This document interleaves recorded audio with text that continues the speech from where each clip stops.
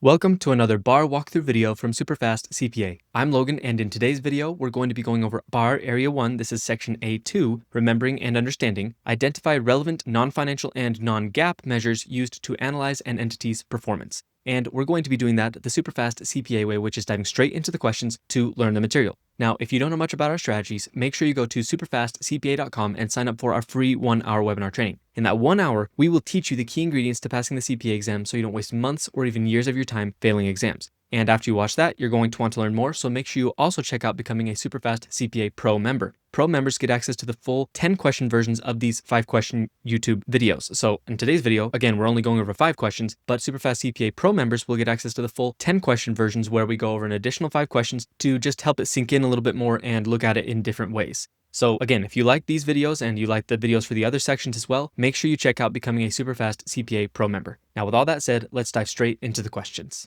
All right, here we are at question 1. Let's just dive straight in. Which of the following is not considered a non-financial performance measure used to analyze an entity's performance? So right away, we're starting to learn what is and what isn't a non-financial performance measure. So let's go through the options. Option A, average delivery time to customers. Option B, percentage of products returned due to defects. Option C, customer satisfaction rating. Or option D, gross profit margin. Now, based on your basic knowledge of accounting and of finances, you probably already have an idea of which one of these is not a non-financial performance measure, but if you don't know, that's okay. We are using this question and the questions in the rest of the video to learn the things that we need to know. So if you want, go ahead and think about this, but if not, let's go ahead and take a look at the answer together right now.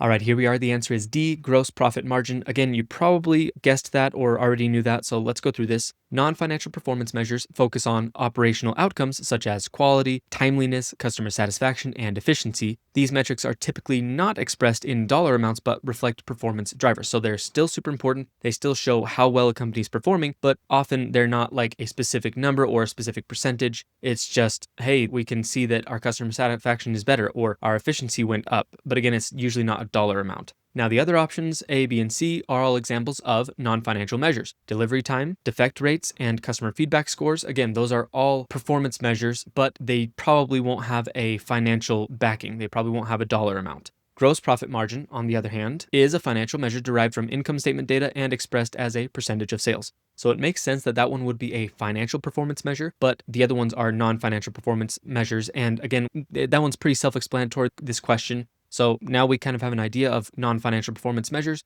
Now let's go to the next question. All right, here we are at question 2. Which of the following best describes a non-GAAP performance measure? So we talked about non-financial, now we're talking about non-GAAP. Let's go through the options. Option A, a measure defined and required by U.S. generally accepted accounting principles. Option B, a financial metric that excludes certain items to highlight management's view of performance. Option C, a standardized ratio used to compare financial performances across companies. Or option D, a government-mandated metric used in public financial disclosures. Okay, so again, based on the options and based on what non-GAAP probably means, you can probably figure out the answer to this one. So if you want, think about it for a second, and when you're ready, we'll go look at the answer together.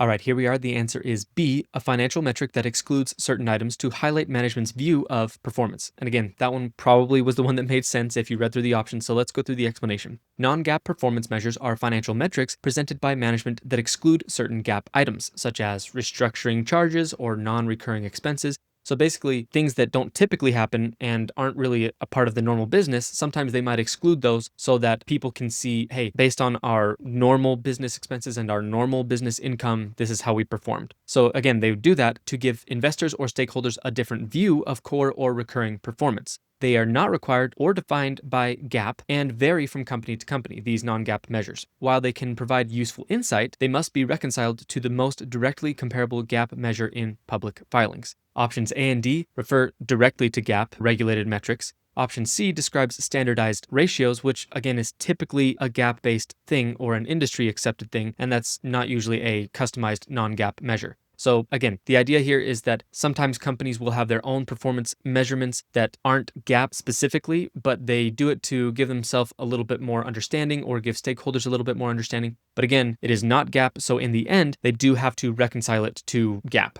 Now, we learned a little bit more about that. Let's go to the next question.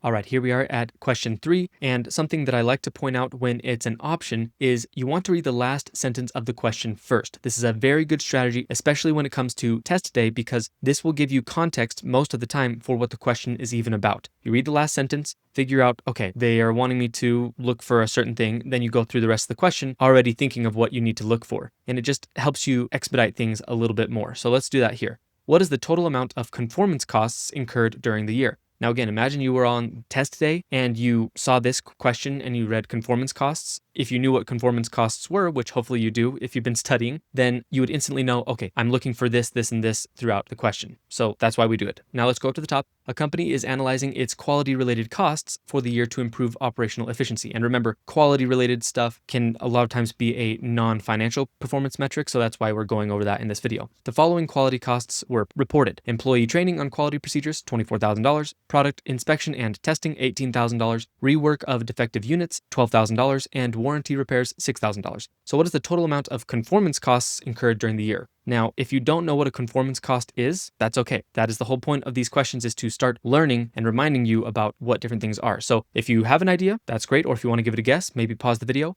But if not, let's go ahead and take a look at the answer together right now.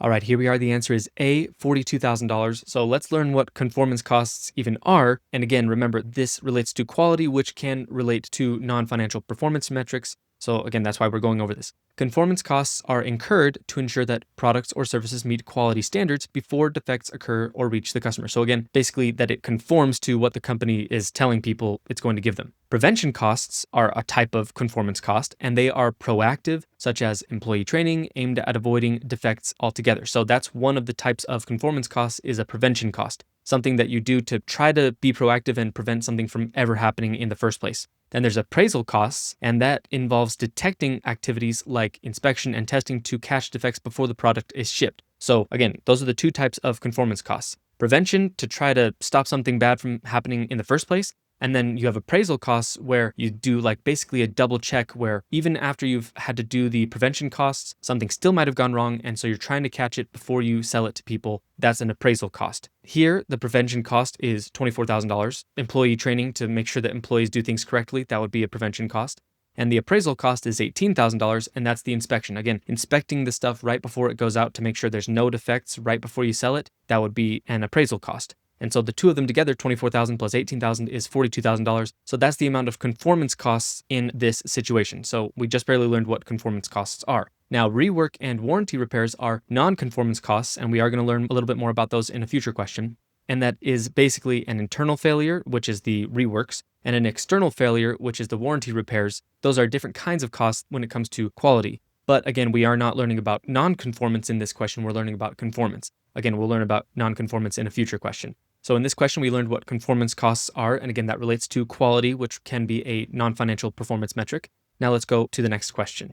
All right, here we are at question 4. What is the total amount of appraisal costs incurred? So we just learned about what appraisal costs are in the previous question, so hopefully we can figure this out. A manufacturer is reviewing its conformance costs to determine how much is being spent on appraisal activities. The following quality-related expenses were reported this month. Final product inspection, $22,000. Calibration of testing equipment, $7,000. Quality training for new hires, $9,000. Warranty service on defective units, $13,000. So again, what here is an appraisal cost based on what we learned in question 3? I want you to try this, maybe pause the video and think about it, and when you're ready, come back, we'll look at the answer together.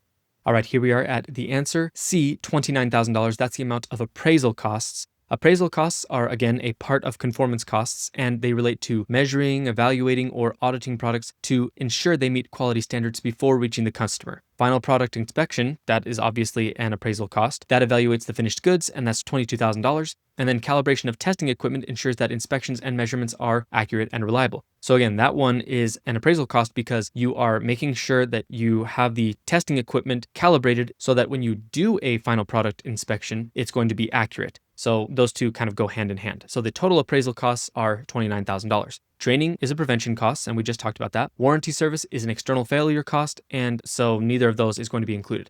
And again, external failure cost is a non-conformance cost, and we're going to learn about those in the next question. So with that, let's go to the next question. All right, here we are at question 5. What is the total amount of non-conformance costs incurred during the quarter, and how might the company reduce these costs in the future? Okay, let's go up to the top. A company is reviewing its quality-related costs and notices the following data for the current quarter. Rework of defective units caught before shipping, $14,000. Customer refunds for faulty products, $11,000. Staff training on new quality standards, $8,000. And product testing during production, $9,000. So we've learned about conformance costs in question 3 and 4. So based on what you know from that, you'll probably be able to figure out what non-conformance costs are in this question. So think about this. And again, think about what would help the company reduce these costs in the future. So pause the video, think about this, and when you're ready, come back. We'll look at the answer together.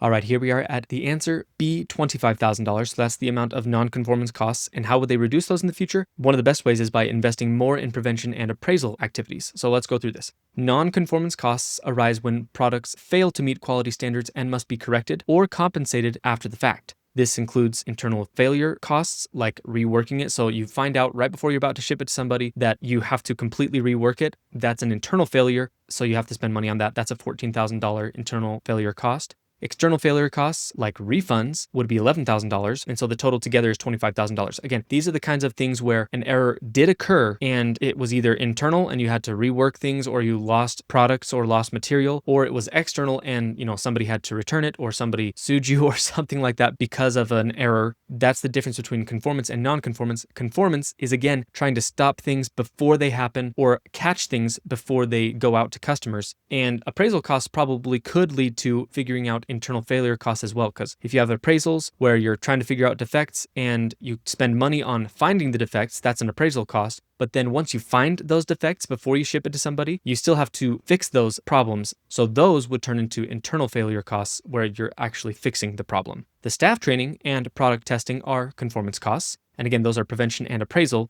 So they're not failures, they're just trying to prevent failures from happening or finding the failures. One of the best ways to reduce non-conformance costs is to strengthen conformance activities, like more training, process improvements, and earlier defect detection, so fewer defects occur in the first place. Upfront investment in quality, and again, that's conformance costs, is that investment upfront in improving the quality. They pay off by reducing failure costs later. And that makes sense. If you have better trained employees or better systems that make it so that you don't have as many errors, or you also have things in place to catch the errors before they get out to people, that will make it so that in the future, you either hopefully don't have any things to clean up while it's still at the business. That would be an internal failure. Or you're also hopefully preventing things from going wrong when it gets to the customer. And so in the end, if you're having better conformance costs and maybe spending a little bit more on those, you're hopefully going to be reducing the non-conformance costs. And this all ties back to performance, like how well are they doing with getting their products to people? How well are they doing with the people wanting to keep their products? Again, it all has to do with non-financial performance metrics. That's why we're talking about conformance and non-conformance costs. Now with that, we learned a lot in just 5 questions, and before we do anything else, let's do one more part of the SuperFast CPA process called pillar topics.